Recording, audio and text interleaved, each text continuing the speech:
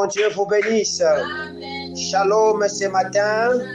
Et dis à ton voisin shalom. Dis-lui Jésus est ici. Que mon Dieu te bénisse.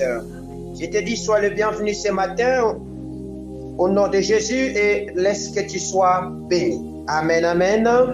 Nous sommes en train de continuer la série des enseignements qui gouvernent le mois de décembre. Et dans cette série des enseignements, nous parlons sur l'accomplissement, tiré du livre de Ésaïe chapitre 8, le verset 20e, où la Bible me dit « À la loi et au témoignage, si l'on ne parle ainsi, il n'y aurait donc pas apparition du jour. » C'est-à-dire, il y a un temps pour parler, mais il y a aussi un temps de voir l'accomplissement de ce que le Seigneur a dit. Alléluia. Et la fois passée, nous avons dit qu'il ne peut pas avoir l'accomplissement lorsque vous ne savez pas obéir aux principes qui gouvernent la promesse de notre Dieu. Et ces principes veulent dire que marcher selon l'Esprit. Alléluia. Et lorsque nous marchons selon l'Esprit, c'est alors que nous adhérons aux nombreux principes qui sont établis et qui gouvernent la loi des promesses de notre Seigneur. C'est ainsi que nous pourrons aussi dire à la loi et au témoignage. Et nous allons voir la lumière du jour apparaître sur notre espérance que nous plaçons à Jésus. Alléluia. Alors ce matin, sans plus tarder, nous voulons continuer dans la série de ces enseignements. Ce matin, je parle comment arriver à posséder ou à manifester l'accomplissement. Alléluia. Comment arriver à manifester l'accomplissement de la promesse de notre Dieu. Pour cela, nous avons pris 3 textes qui vont nous permettre de bien naviguer dans cette pensée. Nous sommes dans Romains chapitre 3, le verset 27 jusqu'au verset 28. Puis nous lirons Romains chapitre 10, le verset 8 à 10. Et nous finirons avec Colossiens chapitre 1er, le verset 12 jusqu'au verset 19e. Je les lis dans le nom de Jésus. Romains chapitre 3, verset 27 au 28. En respect de la parole, est-ce que vous pouvez vous mettre debout? Pour ceux-là qui peuvent se mettre debout facilement. Alléluia. La parole de l'Éternel me dit ceci, au nom de Jésus. Où donc est le sujet de se glorifier? Il est exclu. Par quelle loi? Par la loi des œuvres, et non par la loi de la foi. Car nous pensons que l'homme est justifié par la foi sans les œuvres de la loi. Amen. Disons encore Romains chapitre 10, le verset 8 jusqu'au verset 10e. La parole me dit, que dit-elle donc? La parole est près de toi, dans ta bouche et dans ton cœur. Or, c'est la parole de la foi que nous prêchons. Si tu confesses de ta bouche le Seigneur Jésus, si tu crois dans ton cœur que Dieu l'a ressuscité des morts, tu seras sauvé. Car c'est en croyant du cœur que l'on parvient à la justice, et c'est en confessant de la bouche qu'on parvient au salut, selon que dit l'Écriture. Alléluia. Colossiens chapitre 1er, le verset 1 et le verset 12 jusqu'au verset 19e. Alléluia. Laissez-moi les trouver rapidement. Colossiens chapitre 1er, verset 12 jusqu'au verset 19. La Bible me dit, rendez grâce au Père qui vous a rendu capable d'avoir part à l'héritage des saints dans la lumière, qui nous a délivrés de la puissance des ténèbres et nous a transportés dans le royaume du Fils de son amour, en qui nous avons la rédemption, la rémission des péchés. Il est l'image du Dieu invisible, les premiers-nés de toute la création, car en lui ont été créées toutes les choses qui sont dans les cieux et sur la terre, les visibles et invisibles, trône, dignité, domination, autorité, tout a été créé par lui et pour lui. Il est avant toute chose et toute chose subsiste en lui. Il est la tête du corps de l'Église, il est le commencement, le premier-né d'entre les morts, enfin d'être en tout le premier. Car Dieu a voulu que toute plénitude habita en lui. Amen, amen. Est-ce que tu peux te rasseoir? Que mon Dieu te bénisse.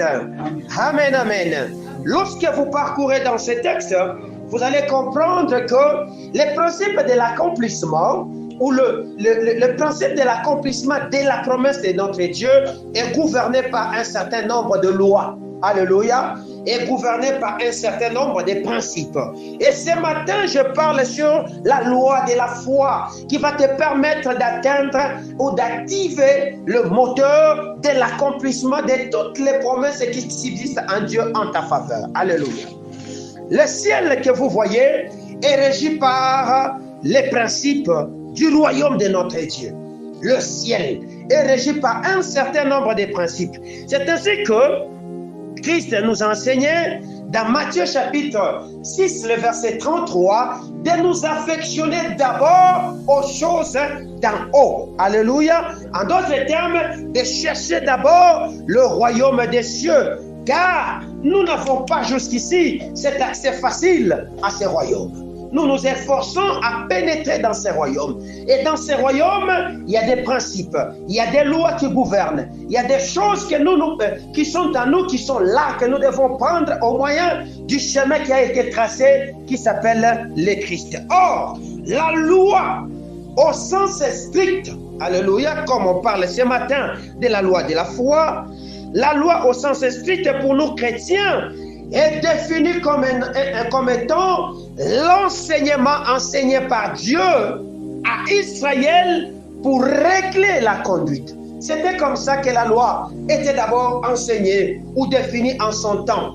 C'était un ensemble de révélations que le Seigneur donnait à Israël afin de réguler leur conduite, afin de réguler leur manière de travailler.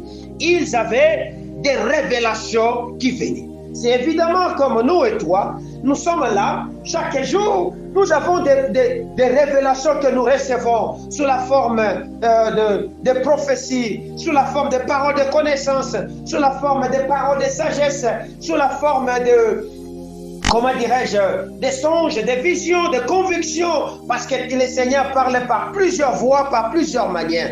Et lorsque nous recevons ces choses viennent nous réguler. Dans l'objectif de Dieu, il veut que nous puissions suivre ces choses afin que nous ne puissions pas nous perdre de la voie qu'il nous a tracée. Alléluia.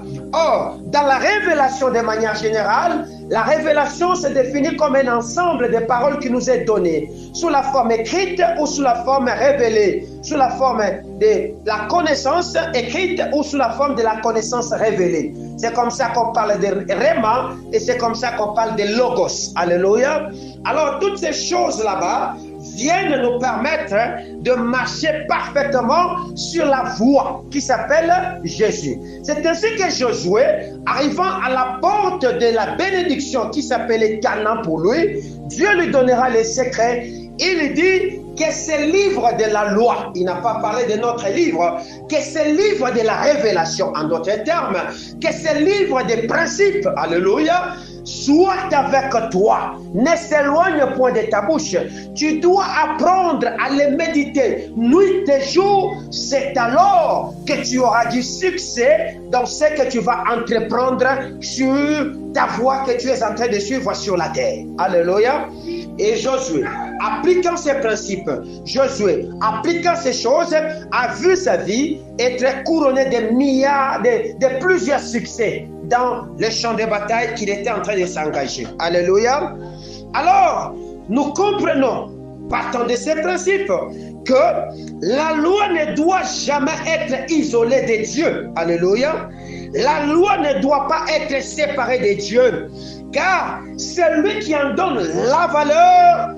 Alléluia. C'est Dieu qui donne valeur à cette loi. Or, dans la loi, qu'est-ce qu'il y a? La loi, je l'ai dit, c'est un ensemble, alléluia, des enseignements révélés à Israël pour réguler sa conduite. Pour nous, en ces siècles, nous pouvons dire, c'est l'ensemble des paroles qui nous est donné afin de réguler notre marche en Jésus-Christ. Est-ce qu'on est ensemble? C'est ainsi que lorsque vous comprenez ces choses, vous allez comprendre que le Seigneur parlant par la bouche de cet homme qu'on appelle Paul, lorsqu'il fait sa lettre aux Colossiens, il dit, nous rendons continuellement grâce à l'Éternel qui nous a bénis de toutes sortes de bénédictions dans le lieu céleste en Jésus-Christ. Alléluia. Il nous a bénis de toutes sortes de bénédictions en Jésus-Christ. Donc, la bénédiction que nous voulons voir son accomplissement sur le plan physique entre moi et toi est dans un système. Et ce système s'appelle le royaume de Dieu. Alléluia. Ce système s'appelle le royaume de Dieu. Alors, quelqu'un me posera la question de savoir, c'est quoi le royaume de Dieu? Le royaume de Dieu, c'est le royaume du Fils de son amour, où est établi son trône pour régner, dominer, alléluia, sur toutes choses. Éphésiens chapitre 1, le verset 21 à 22. Alléluia. C'est le royaume du Fils de son amour. C'est ça le royaume de Dieu. Donc, le royaume de Dieu est construit autour du Fils de son amour. Et le Fils de son amour, c'est qui? C'est Jésus. Donc, c'est comme ça que Jésus est venu, afin de nous rendre capables, afin de nous rendre participants à ce royaume. Car lui seul en a les clés. Alléluia. Et lui seul est capable de t'ouvrir la voie. C'est ainsi que quand il va se définir, il dit, je suis le chemin, la vérité et la vie. Donc, ce royaume, celui qui nous conduit, c'est Jésus. Il nous conduit par sa vérité et au moyen de la vie qu'il nous donne, qui se trouve où? Dans le sang qu'il nous a donné, afin que nous puissions boire et manger à sa chair pour devenir comme lui. Donc, pour régner dans ce royaume, tu dois ressembler à Jésus, devenir comme Jésus, avoir la physionomie de Jésus, l'apparence de Jésus. Pourquoi? Parce que c'est le plus beau cadeau que Yahweh, notre Père, a fait à son Fils en construisant un royaume autour de lui. Alléluia. C'est ainsi que David, les gens dans l'ancien temps ont vu ce royaume, ne sachant pas très bien le définir, ils ont appelé ça Sion. Alléluia. Ils ont dit, c'est Sion. C'est l'entité invisible, parce que les gens cherchent aujourd'hui à savoir, mais Sion que David parlait, c'est où? Sion n'est pas matériel. C'est une construction invisible autour de Jésus. Alléluia. C'est cette entité-là. En réalité, aujourd'hui, nous dirons que Sion, c'est le système Jésus. Est-ce que je parle bien? C'est le corps mystique de Jésus. C'est toi et moi. Quiconque adhère dans ces principes, il est établi dans Sion. Alléluia. Et dans Sion, il y a ce qu'on appelle des trônes. Et des trônes-là que le Seigneur Jésus-Christ nous a préparés pour que nous puissions nous y asseoir. Afin de faire quoi? De régner et de dominer avec lui sur toutes choses. Alléluia. Amen. Alors, un homme posera la question à Pierre, à Jésus. Il dit, mais nous avons tout abandonné. Nous avons laissé nos pères, nous avons laissé nos enfants, nous avons laissé nos... Qu'avons-nous à trouver de mieux? Il dit ceci. Il n'y a personne qui ait abandonné son père et sa mère qui n'héritera dans le siècle présent comme dans les siècles à venir. Alléluia. C'est-à-dire, nous héritons quoi? Nous héritons le royaume que Jésus est venu nous rendre participants. Alléluia. Alors, ce royaume, ce n'est pas un royaume comme tel où nous courons pour entrer, pour vivre là-bas. Non, il y a une manifestation, même si c'est minime, de ce royaume. D'abord sur la terre, ensuite au ciel. Est-ce que je parle bien? Nous pouvons manifester ce royaume là-bas. Nous pouvons manifester ce règne là-bas sur cette terre. Alors nous allons le manifester par quoi? C'est là que lorsque Paul, lorsqu'on parle, Paul parle par les Romains, il dit il y a un principe qui est établi. Et ce principe qui est établi, c'est ce qu'on appelle la loi de la foi. Est-ce qu'on parle bien? Oui. Donc, dans le royaume de Jésus, il y a une loi qui gouverne ce royaume. Et cette loi qui gouverne ce royaume, c'est la loi de la foi. Donc, la monnaie avec laquelle nous faisons les achats. Alléluia. Dans le royaume du Seigneur, c'est quoi? C'est la foi. Est-ce que je suis ensemble avec vous? Alors, avant d'entrer dans les détails de ceci, laissez-moi d'abord vous faire savoir en quoi est constitué le royaume de notre Dieu. Le royaume établi autour du Fils, alléluia, n'est pas seulement constitué de trônes, mais c'est un royaume dans son ensemble qui est constitué de 7 éléments. Alléluia. Le premier élément, vous le trouverez dans le psaume 29, verset 10. Il s'agit du roi. Alléluia. Lui-même trône autour de ce royaume comme qui? Roi. Ensuite, vous trouverez dans le psaume 100, le verset 3, le sujet du roi. C'est-à-dire nous autres, nous venons à côté, les sujets du roi. Et dans Ésaïe 33, le verset 22, vous trouvez les lois établies par le roi. Le Seigneur Jésus-Christ a établi de lois. Alléluia. Puis vient dans Ézéchiel 37, le verset 26, les alliances. Alléluia. Parce qu'il a établi des lois, il fait des alliances. Quand on parle des alliances, c'est-à-dire que nous commençons déjà à naviguer petit à petit vers la promesse. Alléluia. Lorsque nous quittons les alliances, nous avons ce qu'on appelle les principes. Parce qu'il y a des alliances. Vous devez avoir des principes qui gouvernent ces alliances. Hébreux chapitre 6, le verset 1er. Alléluia. Puis viendra les promesses. Autour de ces alliances, on nous fait découvrir qu'est-ce qu'il y a dans cette alliance. Il y a des promesses. Alléluia. Amen. Et lorsqu'on... Hébreux chapitre 8, verset 6. En définitif, il y a ce qu'on appelle les proclamations comme 7e constituant de ce royaume. Il y a les proclamations. Les proclamations, c'est quoi? C'est ce que vous appelez les prophéties. 1 Corinthiens chapitre 14, verset 3 à 4. Voilà ce qui constitue le royaume de notre Seigneur. Alléluia. Alors, lorsque vous savez toutes ces choses, nous disons donc que la loi, alléluia, devient ce que nous disons une vérité qui gouverne la création et qui établit un ordre et une base de vie. Alléluia. La loi devient alors une vérité qui gouverne la création. C'est une vérité que Jésus a établie pour gouverner les créatures qui sont autour de lui. Alléluia. Et il établit ça comme un ordre et une base de vie. C'est ainsi que les gens se sont inspirés en établissant des lois mathématiques, des lois physiques, des lois morales. Ils se sont établis ici. Alors, lorsque vous définissez une loi, vous devez aussi savoir c'est quoi, parce que dans la loi, il y a des principes. Parce que les principes, ce sont des sous-éléments de la loi. C'est quoi un principe? Un principe dans la révélation de notre Dieu.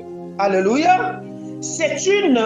Un principe est une révélation ou une déclaration qui explique quels sont les effets de loi sur l'homme. Est-ce que je me fais comprendre? Ce sont des révélations, c'est-à-dire des paroles de connaissance, des prophéties qui viennent maintenant expliquer, alléluia, quels sont les effets de la loi que nous étudions, par exemple aujourd'hui, la loi de la foi. Alléluia. Les principes sont donc soumis au libre arbitre de l'homme. Donc, ce sont des révélations. Vous pouvez les prendre. Vous pouvez aussi dire, je ne les prends pas. C'est toujours vous. Vous êtes dans votre libre choix. Est-ce que je parle bien? Vous êtes dans votre libre choix. Alors, connaissant ces choses, nous pouvons maintenant dégager une concrète définition spirituelle de la loi spirituelle. Alléluia. Amen. Nous disons que les lois spirituelles dirigent nos vies. Alléluia. D'une manière ou d'une autre, mais les principes qui en est la sagesse de Dieu nous enseignent à vivre correctement dans ce royaume. Vous comprenez? Les lois spirituelles viennent faire quoi? Diriger nos vies. Mais les principes, c'est la sagesse, c'est-à-dire la connaissance de Dieu qui nous enseigne à vivre correctement dans quoi? Dans ses royaumes. Est-ce que je parle bien? Oui. Est-ce que je parle bien? Oui. Voilà pourquoi dans Galates chapitre 4, le verset 1, la Bible nous révèle que nous sommes obligés de connaître ces lois qui gouvernent notre vie afin de jouir de nos droits. Nous devons savoir, sinon tu ne vas pas jouir de ce qui est de ta vie. Tu vas le voir bafoué. Alléluia. Le fait de ne pas comprendre le loi, le fait de ne pas comprendre les principes, le fait de ne pas comprendre les alliances de Dieu, cela va t'empêcher de recevoir pleinement les promesses de Dieu. Alléluia. Parce que tu ne comprends pas, tu ne vas pas recevoir la promesse de Dieu. Je vous ai dit quoi? Lorsque dans les principes divins, on parle des promesses, il y a deux entités qui entrent en ligne de compte. Il y a un locuteur, il y a un récepteur. Celui qui parle et il y a celui qui reçoit. Si tu ne sais pas comprendre les principes, tu ne sais pas comprendre les lois, tu ne sais pas comprendre les alliances qu'il y a dans la promesse que le Seigneur te fait, même si tu les as écoutées, tu ne sauras donc pas les recevoir. Ainsi donc, tu ne vas pas vivre l'accomplissement. C'est ainsi que je peux dire. Lorsque le Seigneur nous a dit cette année qu'il va nous enlever les vêtements sales et nous faire porter les vêtements de fête, moi et toi, nous étions censés d'en chercher quelles sont les lois qui sont dans cela, quelles sont les alliances qui sont dans cela et quels sont les principes, afin de mieux recevoir cette promesse. Et en recevant cette promesse, nous serions capables de faire quoi? De les appliquer dans notre vie. Et le temps de l'accomplissement s'écourterait et les choses vont faire quoi? S'accélérer. Alléluia. Pourquoi? Parce que lorsque nous recevons toutes ces promesses de Dieu, cela nous apprend à grandir. Ça, c'est la première des choses. Et cela nous apprend maintenant à les appliquer sur nous. Alléluia. Dieu dit qu'on lui enlève les vêtements sales. Qu'est-ce que les vêtements sales? Vous voyez, je commence à chercher. Mais pourquoi Dieu n'aime pas les vêtements sales? Vous comprenez? Je commence. Et c'est quoi les vêtements sales par rapport à moi dans cette saison? Que le Seigneur voudrait que je puisse m'en débarrasser. Lorsque je comprends ces choses, je vois l'accomplissement arriver. C'est là que tu diras, à la loi et au témoignage, si l'on ne parle pas ainsi, il n'y aurait donc pas apparition de quoi? Du jour. Est-ce qu'on parle bien? Alors, examinons maintenant la loi de la foi. Est-ce que je parle bien? J'ai dit que la foi fait partie des lois qui gouvernent notre royaume. Si nous comprenons comment elle fonctionne, nous pourrons donc comprendre comment elle fonctionne dans tous les domaines de notre vie. Parce que la base de notre royaume, le leitmotiv de notre royaume ou la puissance de notre royaume est dans un élément qui est... Moi je dis, ça c'est moi, je ne définis pas, c'est ma définition. Je dis que souvent, quand quelqu'un me pose la question, mais c'est quoi la foi pour toi? Je n'aime pas prendre toutes les définitions de la Bible. Je dis pour moi que la foi c'est Dieu lui-même. Alléluia. Pour moi, je vois la foi comme une partie de notre Dieu qu'il a tiré en lui, qu'il a mis en nous. Alléluia. Parce que lorsque vous comprendrez Dieu, vous allez comprendre que Dieu a fait des choses extraordinaires sur base de la foi. La Bible me dit qu'au commencement, le monde était dans le chaos. La terre était informe, vide. Et Dieu était là. Il n'avait pas d'assistant, il n'avait rien. Mais il a eu la foi dans ce qu'il faisait. Et il a commencé à déclarer des choses. Et les choses ont existé. Et c'est comme ça que moi et toi, nous sommes là. Donc, c'est vraiment Dieu. C'est comme ça que la foi n'est pas dans chaque homme sur la terre. Ce sont des élites, des soldats de l'Éternel qui ont la foi. Certaines personnes ont l'espérance, qui est le contraire de la foi. Alléluia. Ainsi donc, Dieu a disponibilisé la foi pour nous. il a disponibilisé la foi pour nous. La foi, c'est le principe d'action et du pouvoir dans le royaume de notre Dieu. Donc, si j'ai dit par exemple que le Saint-Esprit est l'énergie vitale dans l'homme qui permet à l'homme d'agir, c'est-à-dire lorsque le Saint-Esprit vient en toi, il vient activer la foi. Alléluia. Parce que Abraham, quand il a reçu dans ses oreilles la promesse du Seigneur, dans Genèse chapitre 12, quand il lui dit de partir pour un pays qu'il ne connaissait pas, l'élément qui titillait dans le cœur d'Abraham, c'était la foi. Parce qu'il pouvait se mettre à comprendre les dangers, les difficultés qu'il y a sur la route. Mais parce qu'il croyait en la parole qui lui a été donnée, il a activé la foi, le désert est devenu court et les dangers du chemin n'ont pas eu raison sur sa destinée. Est-ce que je parle très bien? Donc, si la foi est un principe d'action et de pouvoir, vous comprenez que c'est ce principe qui nous permet de faire quoi? De recevoir la connaissance de Dieu. Parce que j'ai dit, le principe, c'est la sagesse. Le principe, c'est la sagesse. Or, cette sagesse-là, ce n'est que la connaissance.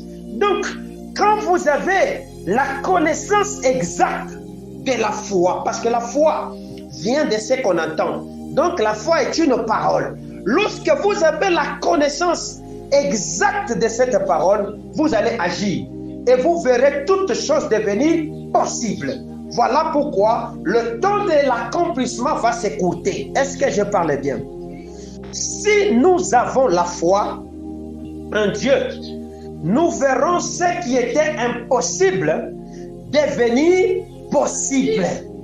Marie était là lorsque l'ange lui faisait l'apparition, en lui disant que tu as trouvé grâce aux pieds de Dieu.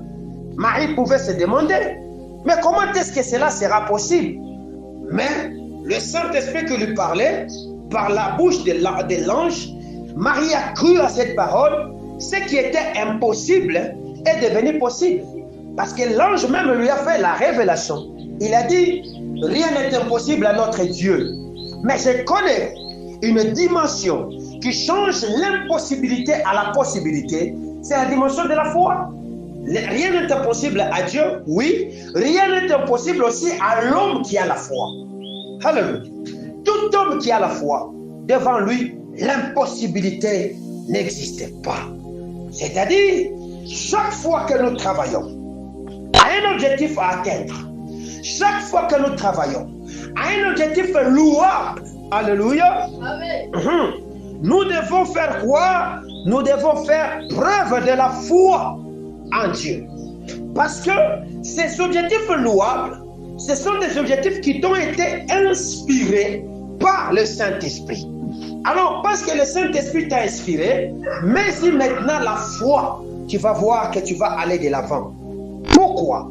Parce que la foi mène au salut. La foi que nous exerçons est centrée sur Jésus-Christ. Nous n'avons pas la foi à l'argent. Nous n'avons pas la foi au travail.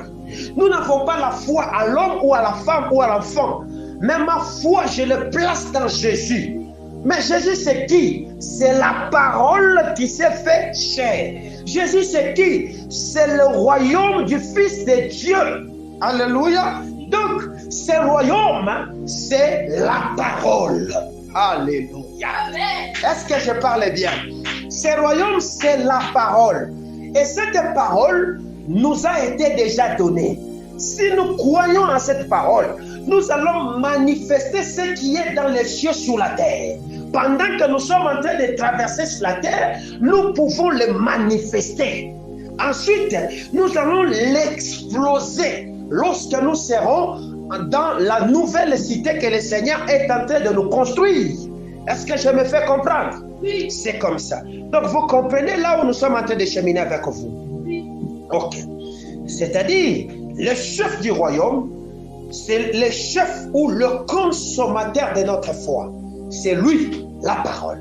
Voilà pourquoi. Vous allez comprendre que ma définition n'a pas tapé à côté. J'ai dit que la foi, c'est Dieu. Est-ce que je parle bien? Vous devez savoir que nous exerçons la foi lorsque nous avons l'assurance qu'il fait quoi? Qu'il existe.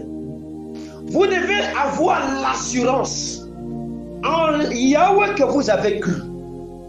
Qu'il fait quoi? Qu'il existe. Si vous n'avez pas l'assurance, si votre foi n'est pas votre foi que vous développez n'a pas l'assureur, le chemin que vous empruntez, quels que soient les objectifs louables que vous avez, vous ne parviendrez pas au succès, c'est-à-dire à l'accomplissement. Nous croyons qu'il existe. Pourquoi? Parce que nous savons que Jésus, c'est une parole correcte du royaume de Dieu. C'est une idée correcte du royaume de Dieu. J'ai l'assurance dans ce que j'ai fait. Même si le temps pouvait passer comment, je sais qu'il ne me trompera pas. Pourquoi? Il a dit, il n'est pas un fils de l'homme pour mentir. Il n'est pas un homme pour se redire. Il se tient derrière sa parole pour faire quoi? L'accomplir. La parole, si c'est Jésus, il y a une puissance qui est derrière Jésus et qui le pousse à s'accomplir. Alléluia. C'est la conscience que nous avons de vivre avec la volonté entière dans une foi inébranlable qui repose totalement sur une confiance à son pouvoir, à son intelligence et à son amour infini à agir à notre faveur. Est-ce que je me fais comprendre? C'est la conscience que même s'il me reste 2 mois, même s'il me reste 10 jours, c'est la conscience que celui qui est ici, celui qui m'a dit ces choses, il ne peut pas me tromper. Je verrai la chose s'accomplir. Lorsque tu arrives à cela, tu vas donc arriver à comprendre. C'est-à-dire, quand tu comprends, tu vas mieux croire. C'est en croyant à Jésus et en confessant de notre bouche que nous parvenons à quoi? Au salut. Le salut, c'est quoi? C'est la délivrance. Le salut, c'est quoi? C'est l'accomplissement de ce que le Seigneur vous a dit. Alors, comment fonctionne la foi? Romains chapitre 8, les versets 8 à 10. Lisons. Je suis en train de faire un enseignement, pardonnez-moi. Oui. Romains chapitre 8, verset 10. 8 à 10. Or, ceux qui vivent selon la chair ne sauraient plaire à Dieu.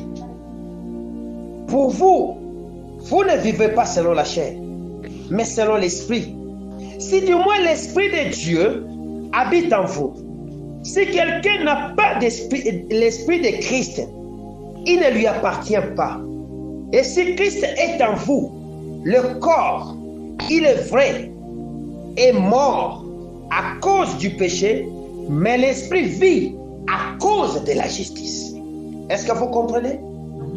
Donc, ici, la foi ne fonctionne pas avec des hommes charnels. La foi ne fonctionne pas avec des gens qui vivent dans la convoitise des yeux, la convoitise de la chair, l'orgueil de la vie. La foi n'est pas dans ce que Galates chapitre 5 nous enseigne. Les œuvres de la chair sont manifestes. Dans les gens qui ont la colère, dans les gens qui ont l'animosité, la haine et dans toutes ces choses, il n'y a pas de foi. Alléluia. Pourquoi? Parce que la foi est centrée en la croyance en l'autorité établie en Jésus. Et cette autorité est dans son cœur et dans la révélation du salut qu'il est venu nous accorder. Et aussi, lorsque nous avons cette base de la croyance en l'autorité établie en Jésus, c'est alors que nous pouvons arriver à confesser de notre bouche qu'il est vivant et qu'il est avec nous. Et que quoi que je fasse, je réussirai. Où que j'aille, je vais réussir. parce que je sais qu'il est avec moi. Alors, vous allez comprendre que ceci passe par des faits. Pour que vous arriviez à ces choses, il y a des choses. Ces deux choses nous viennent grâce à la capacité auditive que tu développes. Il faut écouter. Les enfants qui n'écoutent pas ne sont pas capables, prêts ou qualifiés à vivre l'accomplissement de la promesse de Dieu. On rentre dans notre principe de base. La promesse est établie entre un locuteur et un récepteur. C'est-à-dire, si je n'écoute pas très bien ce qu'on me dit par le locuteur, je ne développerai rien.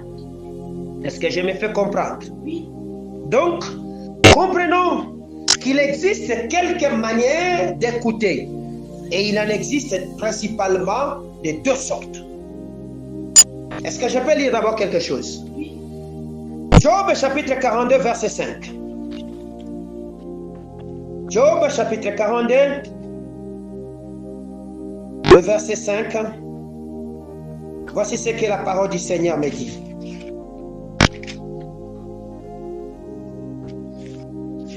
Au verset 5e de Job 42, la Bible dit ceci. Écoute-moi, je parlerai, je t'interrogerai et tu m'instruiras. Alléluia, ça c'est 4, 5. Mon oreille avait entendu parler de toi, maintenant mon œil t'a vu. Donc, tu ne peux pas vivre l'accomplissement aussi longtemps que l'oreille n'a pas encore fait quoi? Entendu. Parce que la vision vient après que nous ayons entendu. Est-ce que je me fais comprendre? Donc, si je dis qu'il existe deux sortes d'écoute, il y a l'écoute de la révélation. Parce que la foi est dans le domaine de la révélation. Il y a l'écoute de la révélation. Et cette écoute de la révélation est l'unique écoute qui te permet de faire quoi? De voir. Tu dois bien écouter la révélation qu'on va te dire pour 2025. C'est alors que tu vas voir ce que tu as entendu s'accomplir. Alléluia. Deuxième forme d'écoute, il y a l'écoute des connaissances. L'écoute de la connaissance, c'est l'écoute qui te permet de faire quoi? D'agir. Est-ce que je me fais comprendre? Les deux formes d'écoute. Écoute des révélations, écoute révélation et écoute connaissance. Lorsque ça se combine, c'est alors que tu vivras une foi authentique et cette foi va te permettre d'accéder à des choses que tu n'as jamais trouvées. La foi de notre Dieu est la seule foi qui crée. Alléluia. Il s'agit de cette foi qui est centrée sur la croyance comme Abraham avait. C'est ça la foi de Dieu. Alors pour terminer, parce qu'il s'agit d'un enseignement, nous lisons Romains chapitre 10, le verset 10e et 17e. Que dit la parole du Seigneur? Romains chapitre 10, le verset 17e. La Bible me dit, ainsi la foi vient de ce qu'on entend. Et ce qu'on entend vient de la parole de Christ. Ce n'est pas n'importe quelle parole. Ce n'est pas ma parole à moi. Mais la parole de qui? De Christ. L'élément qui crée. Parce que c'est Christ qui était à la création. Et c'est par lui que la création est devenue possible. Je dis que le royaume des cieux, c'est autour de Christ.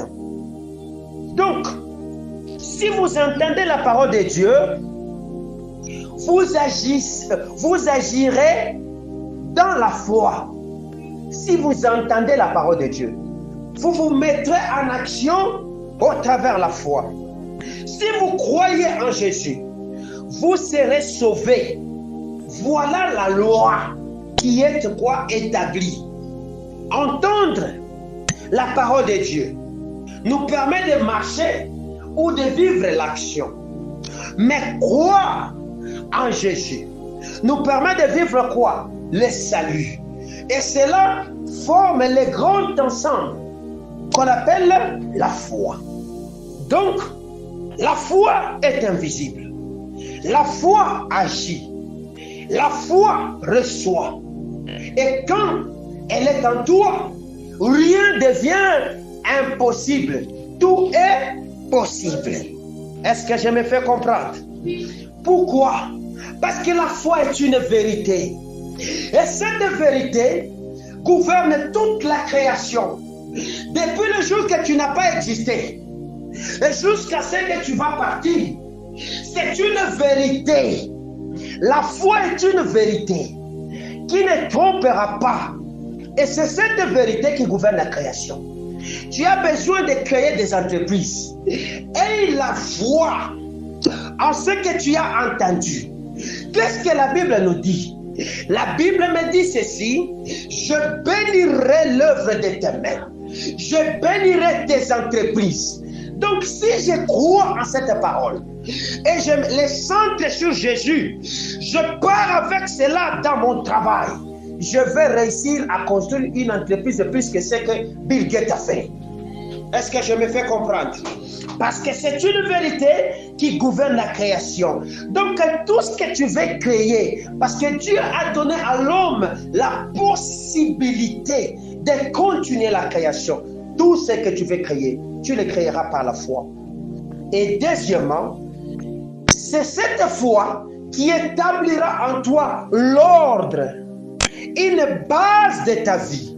Et quand tu auras l'ordre et la base de ta vie, bien aimé, chaque année, tu auras des témoignages à rendre. Tu n'arriveras pas en décembre, tu n'as pas de témoignages à rendre. Tu auras des témoignages à rendre.